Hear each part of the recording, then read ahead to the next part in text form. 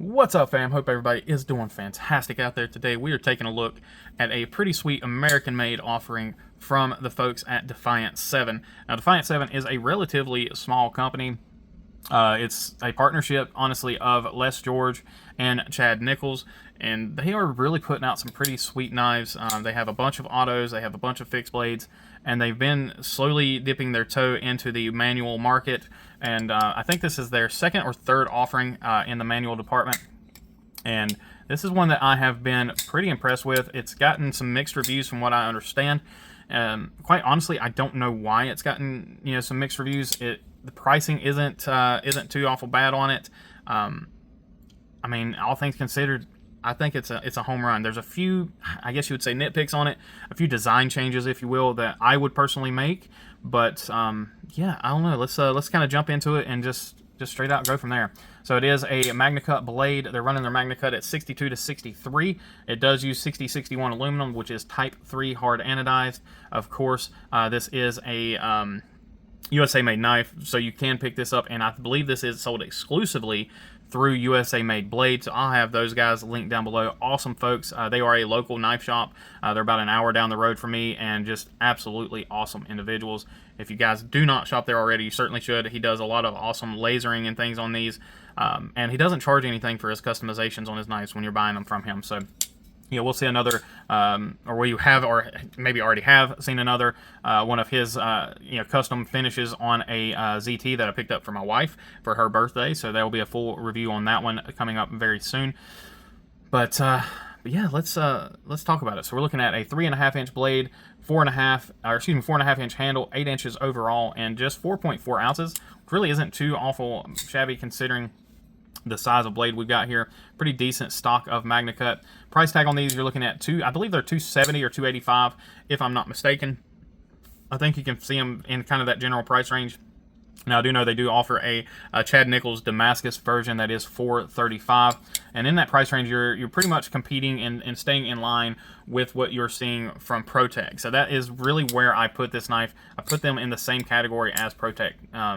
You're going to see a lot of the ProTech stuff in that upper $200 price point, and even some of their knives like the TR3 Integrity, which is a very, very similarly done knife, and that is $270, I think. And that's using S35 instead of MagnaCut. So you can certainly understand where the pricing falls on this knife. And as you can hear, it just absolutely sounds phenomenal. Has a great flip to it. It really is a nice knife. Can I say nice more times? I don't know. Let's go ahead and jump into the close-ups on this thing. Take a look at all the nitty-gritty stuff, and then we will continue on.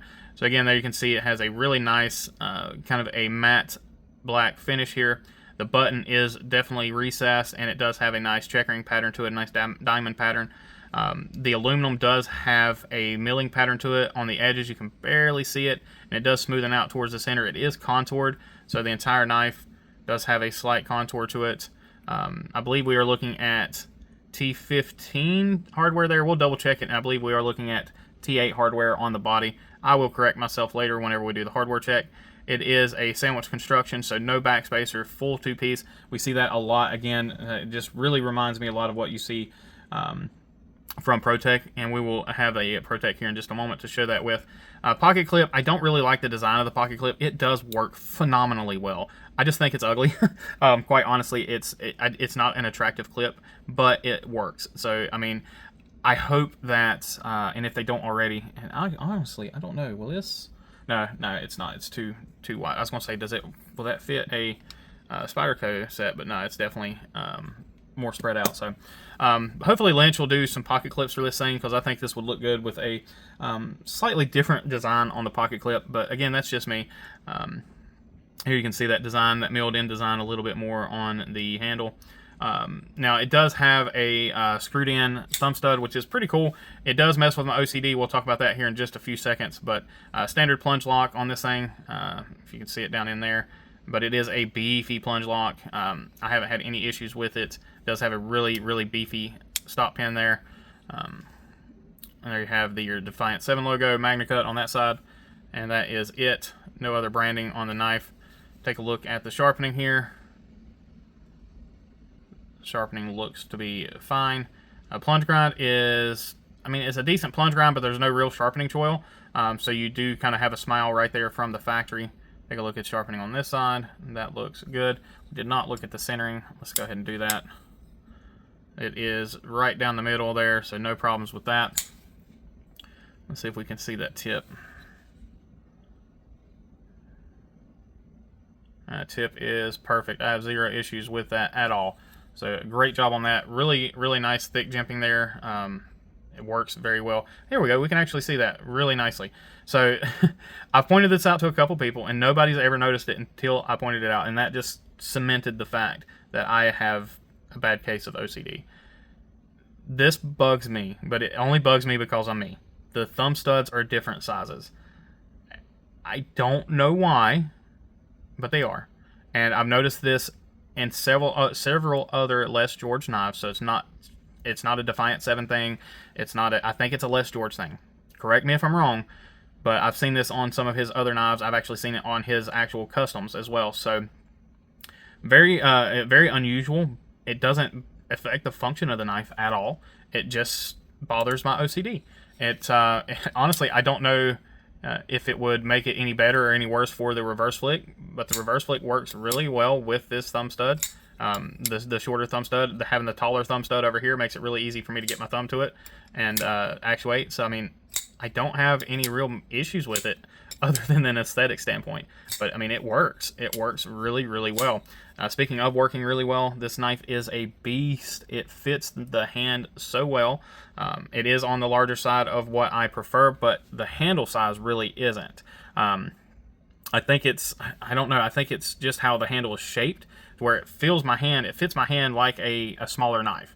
Because it has that swoop to it, it fits the hand well. I don't feel like I'm holding on to a massive stick or anything like that. Now, it does have a bit of hangover there, but that's being that 8-inch knife, being right there on the north end of what is good in my hand. But it fits really, really well. Typically a 7.5-inch overall is really where it's at for me. But again, I don't know. This is pretty freaking sweet. The contouring is nice. There's no hard edges really. Yeah, I'm trying to think if there's any real hot spots that I get. Pocket clip is thin, or not thin, the pocket clip is low, so it feels okay. Now the lip does come up a little bit, which I thought would be a problem, but it doesn't. It doesn't create any problems because you can see it kind of lands. I don't know if you guys are going to be able to see that. When I'm closing my hand, it lands right there in that gap that's naturally created in my hand. So even that larger bill on the pocket clip does not affect my grip. Like I said, this thing locks in. The button does have to be depressed fully. It's not one where you can depress it partially. You have to really depress it all the way. It reminds me a lot of autos, honestly, and that's probably what they're using. They're just using a modified version of their automatic button. So, like I said, lockup is solid. Yeah, a really, really phenomenal knife that has quite impressed me. I did get this in on trade from my buddies Barb and Rolf.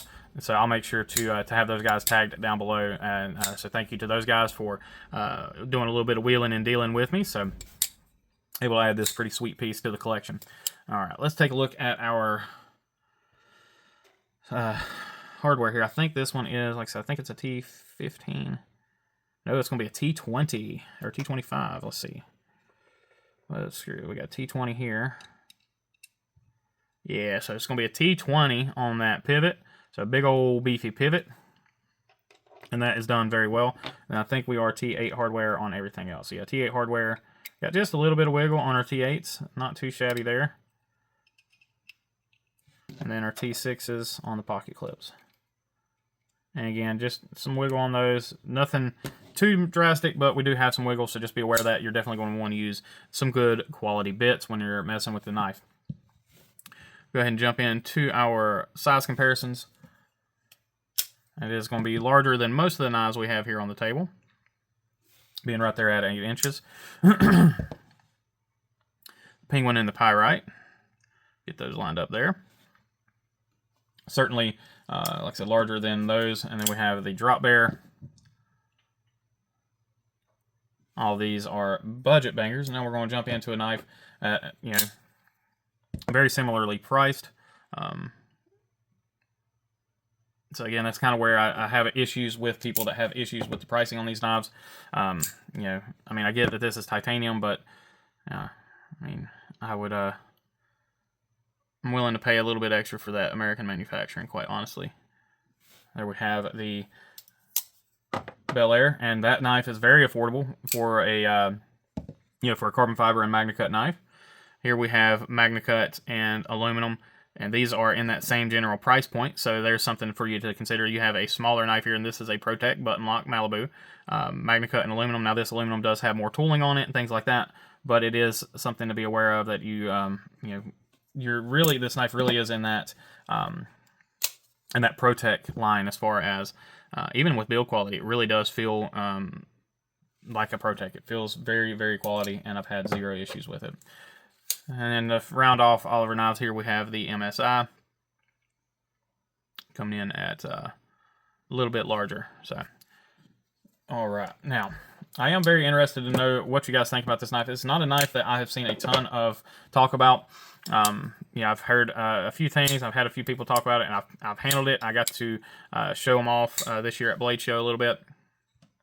And then I got to talk to these guys at Texas as well. Really cool folks there, and it would have been... I actually know what? I am sorry. I did not get to see these guys at Blade Show Atlanta this year. I walked by the booth, but they were slammed. I believe both... I know at least... I'm pretty sure Les George was there talking, and I think Chad Nichols was there as well, so their booth was kind of slammed. I was able to pick one up and play with it for a little bit, but I didn't really get to talk to anybody. So, and then I've gotten to see these things at USA Made Blade when we went there. I went there with my buddy Drew of Voyage Blade Works, and got to hang out with him for a little bit on that. So, anyway, let me know what y'all think. Personally, I really like this knife. It is a, it just kind of reminds me, again, I keep bringing up ProTech, but this definitely reminds me of a really hard use ProTech, like some of the older TR ProTechs. I think they even make a manual TR5, maybe? They make another manual other than the TR3. This kind of reminds me of that same vein, so let me know what y'all think. As always, I appreciate each and every one of you. Please remember to be kind, be humble, and be EDC. Take care.